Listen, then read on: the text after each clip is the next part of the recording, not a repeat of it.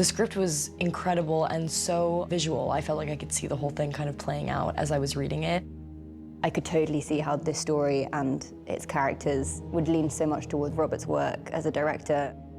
I was such a fan of Rob's movies going into this. I just really wanted to do justice to him and his vision for this movie, because it's something that he's wanted to make since he was 8 years old. Open the door with urgency, even though you're cheating coming out. This story's been with me for so long, and I've been thinking about how to do it and how to make it my own for a very long time.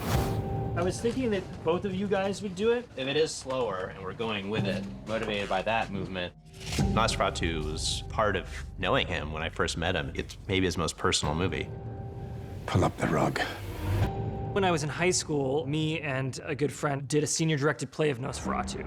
And then a local theater impresario saw this play and invited me to do the play in a more professional setting, and this kind of changed my life. It enforced the fact that I wanted to be a director. And then it's been many years of trying to get this made as a film. At last. Our intention is to make something that is both like gothic and romantic, but actually truly like a scary, dread-filled horror movie.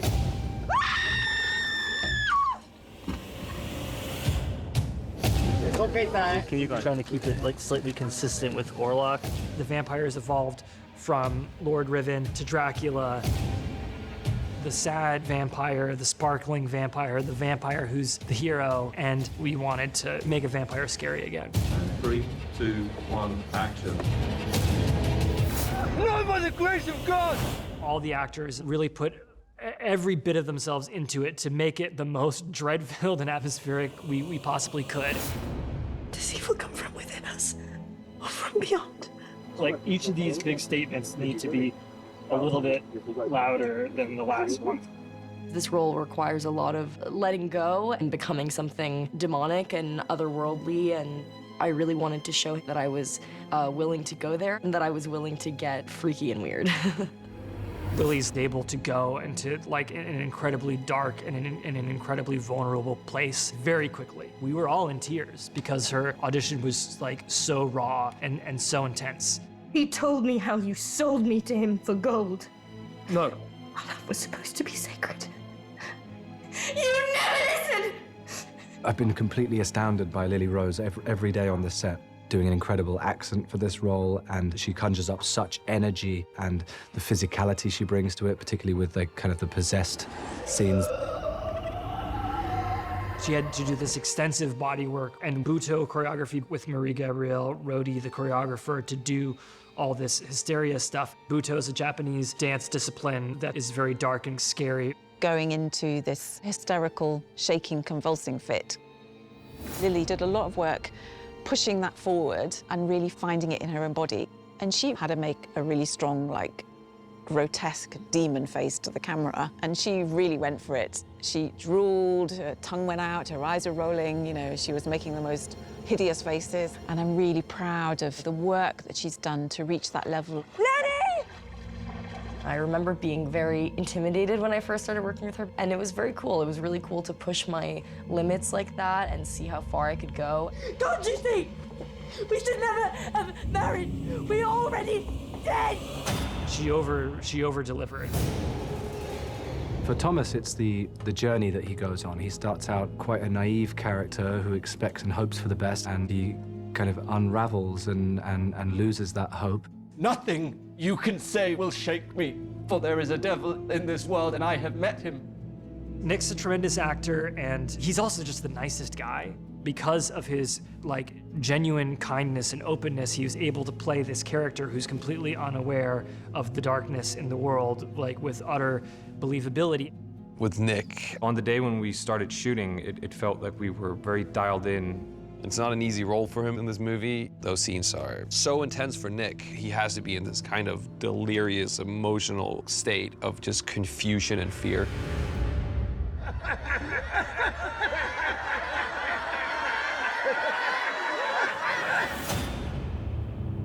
Bill Skarsgård is absolutely incredible as Count Orlok. He is, to me, really the only man for the job. I've done these sort of transformative performances before, but none quite like this. I've never been more scared in playing a character than playing Orlok. It's something that is so intimidating and fully realized and horrific that it is incredible to see and also terrifying to be around. The amount of stamina and the amount of energy that it takes to like lower your voice and be this like supernatural creature that's incapable of imperfection is very exhausting. So I wouldn't insist Bill to be method and to stay in character. Sometimes you needed to lighten the mood, and he was able to do that and still like go back into the darkness. Oh yeah. It's her, all right. It's her. If we are to tame darkness, we must first face that it exists. I have the like outrageously great fortune that one of the greatest actors of all time likes to work with me, and it's Willem Dafoe. I adore Rob Eggers. When he asks me to do something, I'm going to do it. It makes sense that I'm right-handed and I take it off and I hand him the Here's real leech. Okay, you want it? It's a little early, probably. Okay. I knew that my role was the role that he would play if he was an actor in this thing. It's the better version of that. I'm not an actor. Okay, yes, you.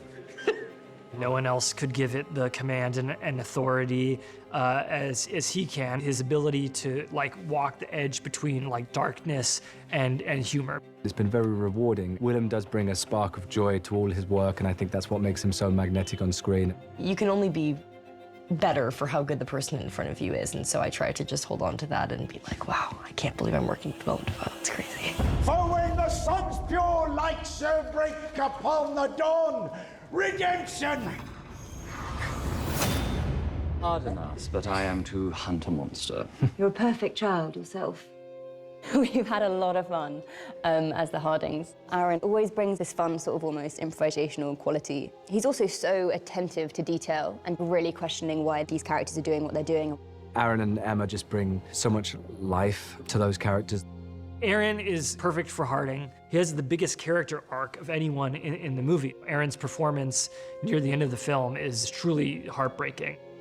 When I read the script, Friedrich was instantly a relatable kind of character, someone who is a family man, someone who will go to the ends of the earth for his wife and children. He was able to channel that and bring like real depth to this character. Your very presence! You must just be her! I'm so grateful to Emma for taking the role of Anna because it is not the largest role, and Emma is such an accomplished performer, but I do feel that Anna, like her husband Harding, does have like a more of an interesting character arc, and Emma was really able to do that. Emma had to perform with, you know, over a dozen live rats on their semi-naked body. Emma was super brave and super cool about it. A little less. Cut. Cut there. That was sick. The thing that I take away from it the most is how much I've learned about acting from Rob. These nightmares do exist! It's been the best training I could possibly ask for in terms of how he approaches performance and what he demands. I feel very protected and safe. We are here encountering Nosferatu. It's all personal. He works very well with actors. He knows what they need. He's very respectful of what their struggles would be. I think that's what Robert brings to his movies. They bring such artistic depth. Your passion is bound to me. The style of performance that he wants and that he, you know, directs us to create feels really like a look into the past in a way that feels very real, very palpable. He's really the only person that could do this story justice.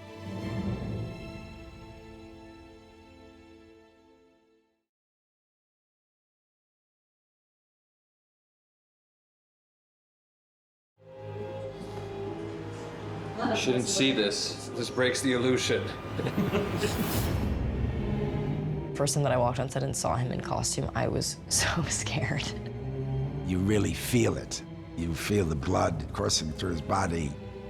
I thought this is gonna be perfect because I won't have to pretend like I'm scared of him in the scenes. He's here! In creating the look of Orlok, it was challenging because he is going to be a dead Transylvanian noblemen, and Bill has a very boyish face. I had done actually a lot of sketches and some digital paintings. Robert had a very particular vision for Orlok. The references that I got to look at were these sort of occultist warlords during that time in that place. It's a different look than we've seen of any vampire character. Doing something that acknowledged the folk vampire and is dressed the way a Transylvanian nobleman would have been dressed. I don't know why I keep putting myself in these situations where I'm playing a character that's so abstract to me. The voice was the biggest challenge. And action. He started sending me recordings of what the voice would be, and we went back and forth, and I would give him little notes. Robert wanted the voice to be as deep, as inhumanly possible. We also hooked him up with Ausa Junius Dotir, a friend of mine who's an opera singer, to lower his voice an octave. I would just kind of walk around and practice some Mongolian throat singing to try to stay in that kind of cadence. We're checking and we're shooting next time, please. It kind of just comes out of me like a deep, guttural burp. It was just truly terrifying. I shall taste of you. Without the costume and without the prosthetics, you feel very ridiculous trying to perform him. But it was fun exploring it. It's abstract, and you dissect the character and try to figure out kind of what the essence of this thing is. But when you put on the makeup the first time and the costume, it was like, okay, well, I don't need to do as much. There's so much power in how static and deliberate his movements are. This works. The coat looks good in this. Yeah. Oh, that's good. Okay. That was, cool, the girl, cool, cool. she was perfect. Suddenly, he became Orlok, and there was a kind of darkness and heaviness that was different. I am an appetite, nothing more. In creating the prosthetics, we were trying to find the line where this person, could have been a human, when he was not a corpse. David is an incredible designer. When I first saw the prosthetics and what it looked like, just the sculpture on it, the character was alive. It's so scary. It's so unsettling. David is able to push what I was thinking to the limit. Robert wanted to have the entire back of Nosferatu's head to be rotten, and also elements around his cheekbones and everywhere else to be rotten. And what he was going to do was he's going to see how far he can get that character towards camera before you realize there's something wrong with him. I presented, say, 4 or 5 sculpts, and he would pick from the different sculpts and create this brand new one. So we had this kind of hybrid with all his favorite things. One of the heads was really mashed up and grim, really grim, but too grim, So he'd say, oh, a little bit of the shoulder on there. So it's a kind of pick and mix. Very often in Transylvanian folklore, the vampire is said to have a red face. And so we talked about when the vampire is feeding, how would he be engorged with blood that would color him? When Thomas first opens the coffin, you'll see blood pooling under the flesh. The back of his head is all dark red and black, and then there's all these veins running across. Teeth, no. Again, that's another thing. Teeth. He didn't want them to be the classic fanged, kind of vampiristic teeth. And he didn't want them too ratty either. We found a way of having something in between where they're gnarled and they're slightly broken, but they're sharp. Most of my time is hanging out with the prosthetics people. Head and hands were about 3 hours, and when there's a full body one, 6 hours. I spend so much time in that chair. They're next level, and they're also good people, which is important when you spend that much time with them. Sitting doing vocal warm-ups for 2 hours, it's a weird place to be in for everybody. But they got my back. 7 pieces on his head, and then he's got hands with all individual fingers. The moustache, and it's the hair, and then it's the final touches, and then he's ready to go. It's a serious situation. And then when you see him start speaking and start acting and start moving towards you in that character, he's really, really scary and really incredible. He's one of the most talented actors of our generation. As an actor, I'm looking to progress, always. The challenge was all of it.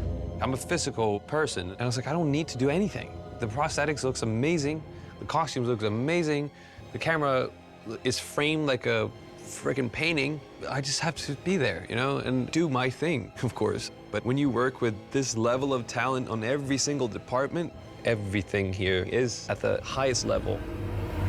It kind of blew my mind.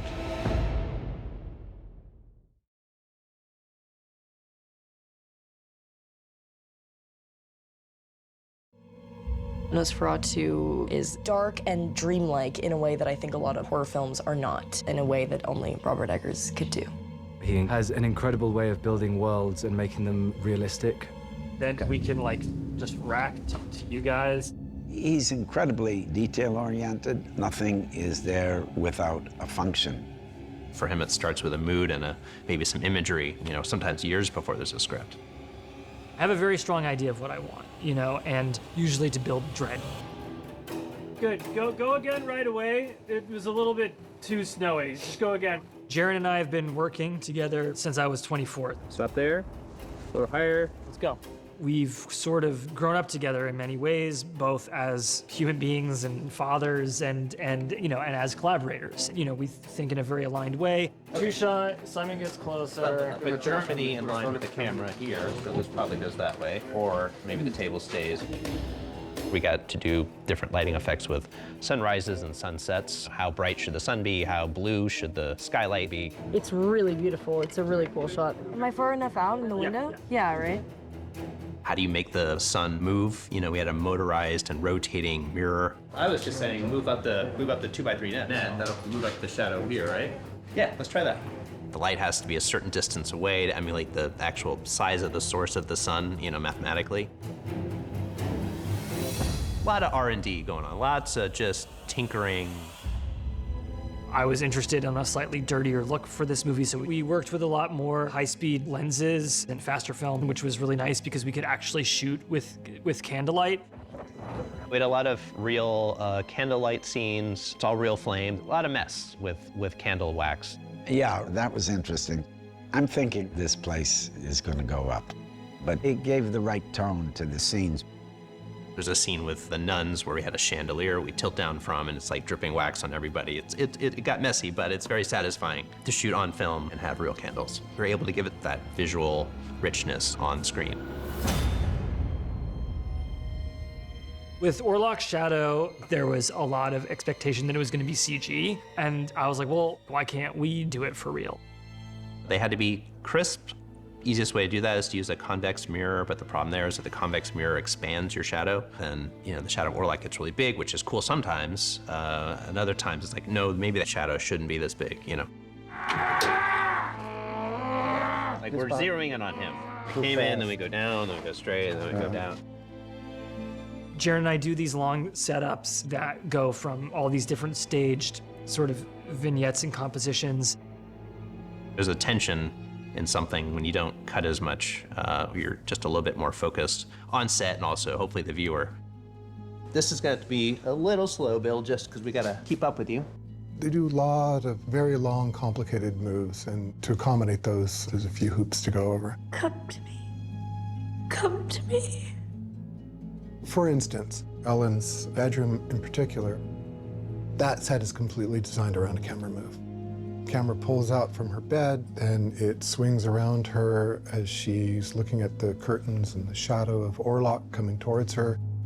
As it continues to swing around, all of the rest of the set swings open and out of the way so that we can get back far enough to see her start to levitate. Then you've got the furniture that has to move too, so all the furniture that's attached to the walls so that everything can move out of the way. It feels fluid, even though it's actually very complicated. Usually I'll design something and show it to Rob, and show it to Jaren, and then they will come up with the camera moves they want, and then I'll figure out how to make the design tear apart and come back together, often in camera. Craftsmanship is a really good way of describing exactly what Rob and Jaren do, and everyone does in creating these worlds that are almost like paintings. You really have to know what beats you're hitting, what marks you're hitting, the light, the whole thing. You know, it's very technical in order to accomplish something that ends up being really incredible. We all have to become a team. Action! No one wants to let anyone down, but in order for, to get through to the next beat, it's a dance with the crew. So you've got your camera department also moving around you, and they have their marks, we have our marks. It's such a collaborative thing. I'll let you go, and then I'll come in, yeah?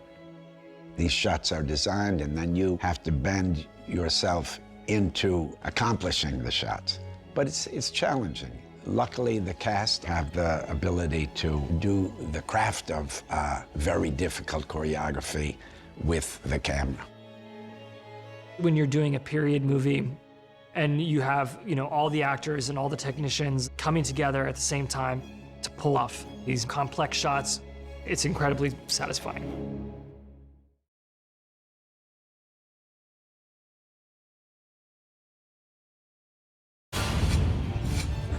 They're not building sets, they're building like a world. There's something very painting-like about it, and something also very authentic to the time period. It feels like a time capsule in every single way. They just simply don't look like sets. The act of research is something that I truly just, enjoy. Yeah, that's the way to do it, Will. That's great. Let's tape down that lampshade. It's easier for us to know what we're making because you just look for it and find it. Craig Lathrop, the production designer, he knows what I want. It becomes a conversation about just escalating the vision. It's just how do we make it better and how do we make it work for the story and how do we make it work for the camera. We pretty much built everything. Did all of Visburg, we did the chapel, Hutter's house, the castle. The room that we're sitting in now, this is Harding's house. There's too many to go through. You don't want me to list 80 sets. It was emotional for me the first time I saw Visburg because I had the cardboard version of Nosferatu that I did at 17 years old, and now to see this and also the journey that I've gone on with Craig. We built this tiny farm for the witch, which at the time felt like such an achievement, and here we built 5 city blocks. And that was just one of many, many, many builds for this movie, so that was pretty spectacular. Robert had scouted several Hanseatic League Baltic cities, and although we could find some nice individual buildings, there were no whole streets left. It has a very romantic, medieval, early modern period architecture. I scoured through archives, paintings, and every drawing I could find, and looked at photographs from, a little bit later period, but trying to find early photographs that were before the First World War. There's a lot of curves and there's a lot of streets that go onto streets, so you just feel like it keeps going on. These are real cobblestones, all the buildings. They're not plumb, they're not square. It's just to make sure that they look like there's a history and that they've been here for a while. That's not the easiest thing to get a carpenter to do.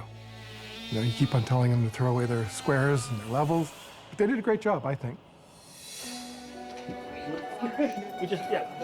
Once you dress it up with the extras and you get the action going, it comes alive. The fake dead animals that looked so real, and the people and the prosthetics that were on the people that were dying on the street, everything just felt like I was inside the scariest painting ever made. When we were doing the work in rural Transylvania, and especially with the Roma community, it was much more difficult because there are a lot less images. We have tons and tons of photographs of this stuff from slightly later, but we have to kind of piece together what could be this earlier version. I was able to go to a couple of the outdoor historic museums. It was great to actually see these buildings that they had gathered from all over the country and rebuilt them in one spot. So you got to see the details and touch them. We tried to recreate it. We tried to make sure that the details were there, the carvings were there, the feeling was there. We worked with a Romanian advisor, Florin Lazarescu, and he was completely blown away by Craig's Transylvanian village. And he said it brought back a childhood memory of his that he hadn't had, in 40 years. I think I've seen every castle in the Czech Republic and Slovenia, and Romania. And we never found, like, the right one. So we built it. When you stood in the castle hall with the lighting, it looked completely real. With the great hall and hallways and bedchamber, we wanted it to be like Orlok himself, not just old, but crumbling. Craig's done such an unbelievable job. It makes it completely believable and easy to lose yourself in the world. The castle's probably my most memorable set because it's the one that I spent the most time in, trying to escape. But the detail of kind of the broken down plaster and the decay, well, I'm blown away by it. The finishes are so realistic that people aren't going to think that we shot them on builds. They're going to think we went to locations. The people that built this thing, I'm just very, very, very impressed by them. I don't know how they did it. You can use any angle on this set. You can go and do close-ups on every single detail. This has some of the coolest props.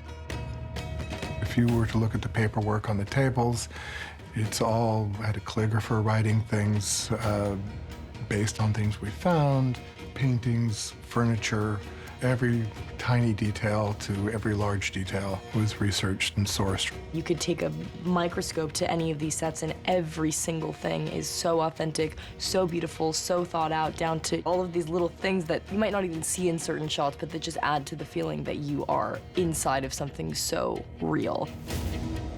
Orlok's chests that he keeps his Dacian and Roman coins in was a recreation of a medieval chest that Craig found. Orlok's coffin is quite spectacular. It was based on mainly Polish coffins. The real ones have skulls on the side of them, you know, and like how sick is that? Ellen's locket, we found examples of this heart-shaped locket in the design. It is very like grounded and naturalistic. It's really thrilling to be in that kind of immersive environment. It doesn't take much imagination to be there. From the very beginning, that was the goal, to try to give life to this world. I don't know how many people will see all the details, but it's all the departments working together to help Rob create this vision.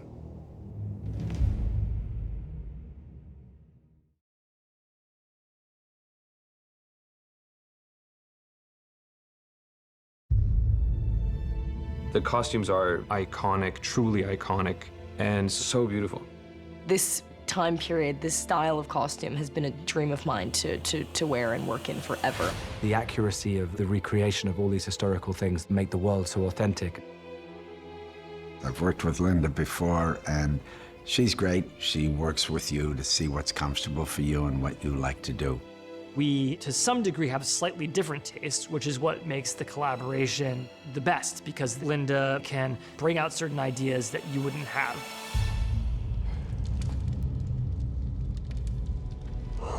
Leave there your conveniences. Set out the deed and sit. This is Orlok's Hungarian Count costume. This was the first costume that we started with. Robert and I concentrated really between 1540 and 1560-ish. It was a pleasure to kind of dive into Orlok's costume because there's so many odd things. There's texture, there's incredible luxury. He has a mente, which is fur-lined and incredibly heavy. He wears this furry hat that is something that the nobleman would have worn. The hat, which is called a kolpak, really is to obscure the fact that his skull has major parts of it missing and that he is quite decayed. I have a hat in this movie. It's huge. It's the biggest hat I've ever seen. He also wears these strange shoes that are mules with a silk sock and an iron heel that's shaped like a horseshoe. You only kind of get a glimpse of them when he's going up a spiral staircase, but you can hear a slight hint of metallic in the sound design of his footstep. When Bill put them on, he created this walk that is very otherworldly. He's a Hungarian count. Please keep safe. Have you so little faith in me? I will send you my utmost faith. Ellen and Thomas were very interesting to design. They tell the lion's share of the story, but they are the poorest of all of the characters. Therefore, they do not have a huge number of costume changes. And the costume changes that they have are there for a reason. Linda has such, again, great attention to detail within every single look. Like, because Thomas isn't so well off, the fabric that's on the underside of his top hat isn't matching with the fabric on the top, but say Friedrich's would be. So it's kind of little tiny details like that that just make the world completely authentic. Thomas goes through quite a bit. He's jumping out of a tower, he's being attacked by wolves, he's riding across many counties, and so he didn't have a huge number of costume changes, but he had many versions of the costumes in various states of disrepair that helped to tell the story. For men, it is a period where it predates standardized tailoring. You have examples of shifting seams. So you have this incredible pigeon chest, still a lot of fullness in the head of the sleeve. It doesn't fit the body really tightly, and it's something that actors have to get a little bit used to. Do you ever feel at times as if you were not a person?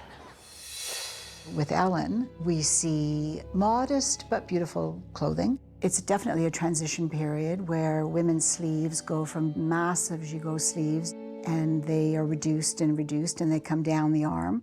We try to learn as many of the sewing techniques as we can to give the garments the feel that they have in illustrations or that they have in paintings. As much as I've always loved corsets, I never knew anything about self-tying corsets. And I think it really, does say something about class at the time. A woman that would not have her own made had a self-tightening corset, rather than a corset that is done up at the back and it is tightened by a chambermaid. The lacing goes all the way around to the front, and then the woman can tighten it herself. I envy you. I envy you. For Harding, the look is everything, the line is everything. I have many costumes. I have many looks, because that's what happens when you're playing a wealthy character. He would have many top hats. Robert was very particular about the top hats. Fur-lined overcoat, trousers that would be specifically made for a particular outfit. The fabrics that I chose for Harding have the opportunity to show opulence. Luster in the fur that he has in his coats, in the alpaca that he has in his collars, the fur felt in his top hat. Anna has a lot of gold jewelry, diamonds. Her costumes, they have more details. There's more embroidery on them. Fabrics that are very lustrous, fabrics that reflect light, fabrics that are precious. Anna and the two children are so precious to Harding. Friedrich in public. Cannot resist you, my love. With the jewelry, which is all designed, and the boots, which are all designed. It was just a fantastic experience. They just make you stand differently, move differently, and feel completely of the world. Every corset, the fact that you can't breathe, the fact that your posture is completely different, and the weight of the dress, it all helps you. For the viewer, it makes it all the more real, but also for the actors. I can't fully understand the character until I feel like I'm in their skin. It's just incredible.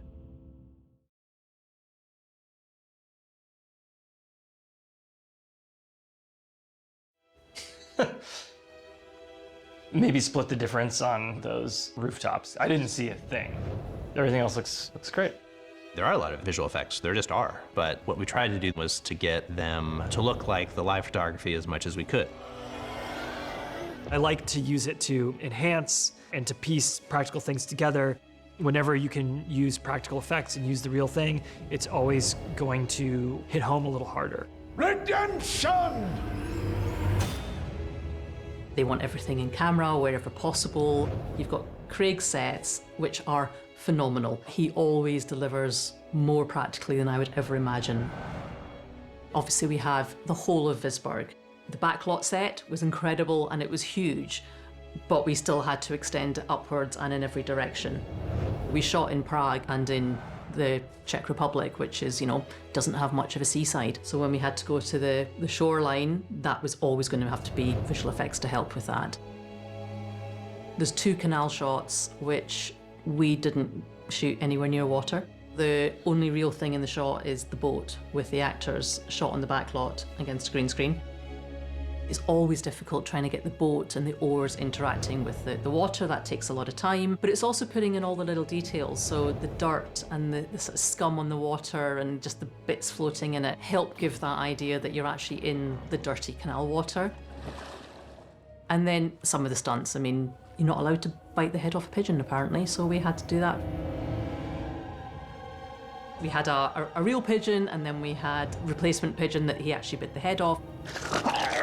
And then we'd do it in visual effects. And it was that coming together of the practical and the visual effects and the special effects. Just the response you get from the audience is brilliant every time.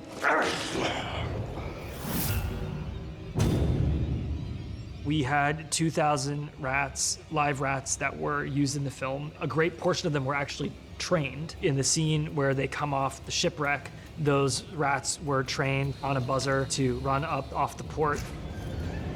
But when we were in the chapel, we made these vacuum-formed rat mats that were covered in furry fake rats and then had the real rats on top of that.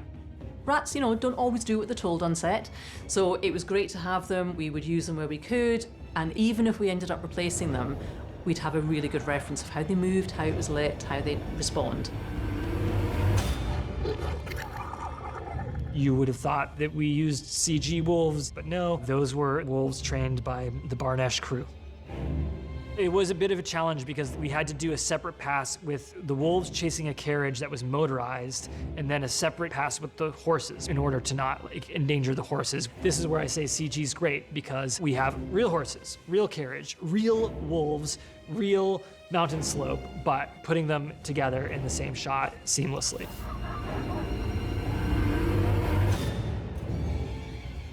I'm thinking, right, we're going to need to be doing stuff to every single shot of Orlok. He's going to need all this help. And then we saw the test, and it was like, nothing for us. Tell me what frame you would like for the beginning. Out, out, out. 3, 2, 1, action. This looks really bad. This looks like a banana instead of like backlit blood. Let's find the biggest glob. Maybe just thin it out a little bit.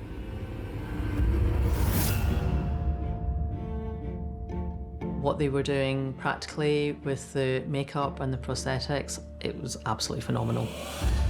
The only time that it's really kicked in for visual effects is the very, very end when he dies and he's shrinking a bit and he's bleeding. I mean, it's extreme in the other shot, but I think if we go too far, it's also just gonna become too obvious. It should feel like it could have been done practically.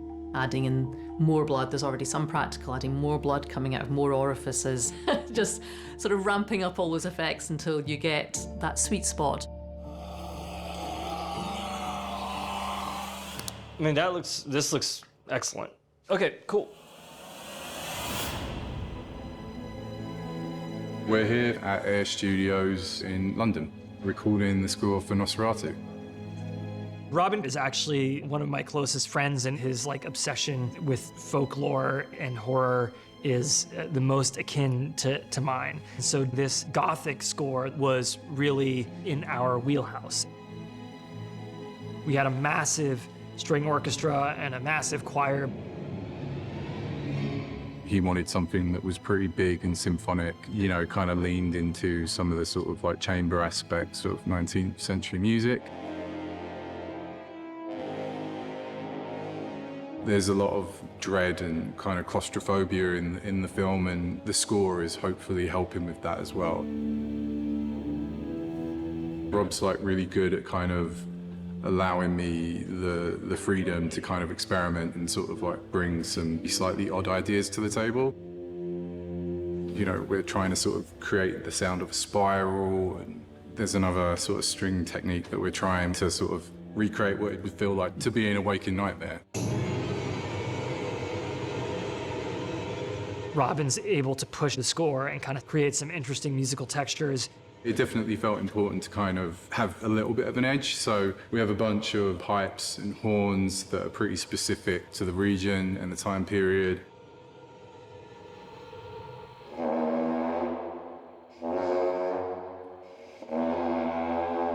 We have a musician called Letty Stott, and Letty kind of specializes in weird, archaic pipes and horns that generally aren't around anymore.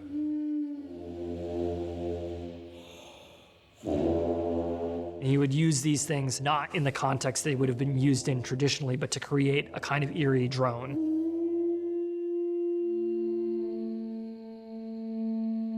I absolutely love the score. I know how much this movie meant for Robert. It doesn't get higher than this in terms of filmmaking. It looks absolutely beautiful, sounds otherworldly. That's kind of what makes this, you know, one of the films that I'm the most proud of is that attention to detail. And I have to give applause and kudos to my collaborators because of their belief in this film and our collective vision of what it could be.